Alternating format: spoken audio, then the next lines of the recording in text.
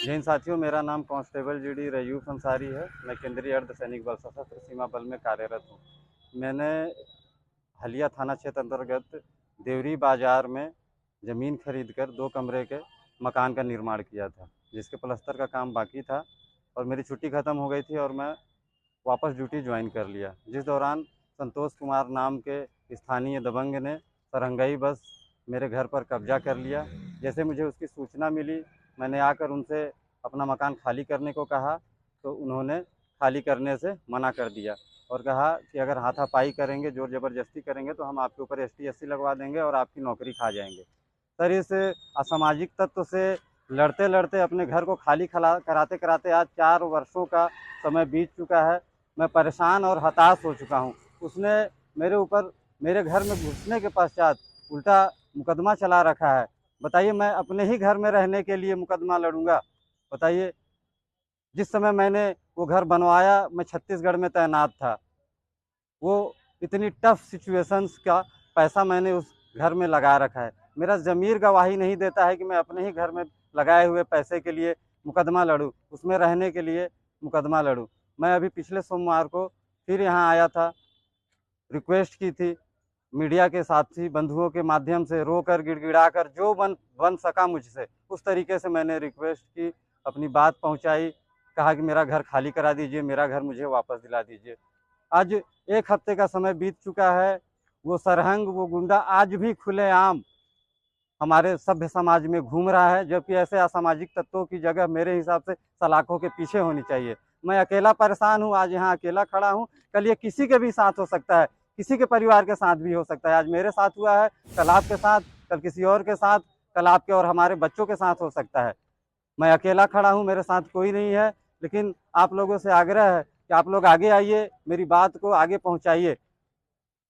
जब हर बार मेरी छुट्टी समाप्त हो जाती है और इस बार भी वही हो रहा है। 2 महीने की छुट्टी मेरी ऑफिसों के, दफ्तरों के चक्कर काटते काटते ख़त्म हो गई है। मेरा परिवार भाड़े पे है, मेरी 2 बच्चियाँ हैं। 6 महीने से मैंने उनका फीस नहीं जमा कर पाया हूँ मैं स्कूल का। इस सिस्टम के तरीके से, सही तरीके से लड़ते लड़ते 15 लाख रुपए का मैं कर्जदार हो गया हूँ। इतना टेंशन रहता है और सिस्टम से लड़ने के बाद आज ये स्थिति है मेरी। इसलिए मैंने सोच लिया है कि अब मैं इसको अंजाम तक पहुंचा के रखूंगा और मैं देखना चाहता हूं कि न्याय मिलेगा कैसे आखिर इस देश में। हम सीमा पर डटे हुए हैं, हमारा घर परिवार सब यहाँ किसके भरोसे है? आखिर सरकार ने यहाँ हमारे बच्चों की जवाबदारी और जिम्मेदारी हमारे परिवार की दे किसको रखी है? कैसे कोई कब्जा कर ले रहा है और खाली करने से मना कर रहा है? साथियों, मेरी छुट्टी 22 तारीख को ख़त्म हो रही है, लेकिन मैंने सोचा है इस बार या तो मैं न्याय लेकर ही जाऊंगा या मैं यहीं डीएम या एसपी साहब इनके ऑफिस के सामने बावर्दी पेट्रोल छिड़क के और आग लगा लूंगा अपने आप को। अगर इससे भी न्याय मिलता है तो मेरी 2 बच्चियां हैं, जब वो बड़ी होंगी तो आप लोगों से आग्रह है कि आप उनको इस न्याय के मायने समझा दीजिएगा। और मैं आप लोगों के माध्यम से अपने डिपार्टमेंट के सभी सीनियर्स से माफ़ी चाहता हूं कि शायद मुझे पता नहीं है कि ये तरीका सही है या गलत है न्याय मांगने का, लेकिन मैंने हर तरीका अपना लिया और इस न्याय के लिए मैं आज रोड पर खड़ा हूं और दर दर ठोकरें खा रहा हूं सर। तो मैं ट्रेनिंग से लेकर आज तक आप लोगों ने यही सिखाया कि हम 2 महीने घर पर रहते हैं और 10 महीने ड्यूटी पर, और यही हमारा असली घर परिवार है। आज मैं सर यहाँ इतना अकेला हो गया हूँ और ये व्यवस्था देखकर मैं टूट चुका हूँ। आज मैं आप लोगों की मुझे इतनी याद आ रही है, ऐसा लग रहा है कि मैं अपने परिवार से दूर हूँ और मुझे अफसोस होगा अगर मेरी नौकरी भी चली जाती है तो मुझे नौकरी जाने का अफसोस नहीं होगा, मुझे आप लोगों से, अपने परिवार से बिछड़ने का दुख होगा। और इस दबंग ने, इस संतोष कुमार ने मतलब इतनी हदें पार कर दी हैं हमारे पिताजी से।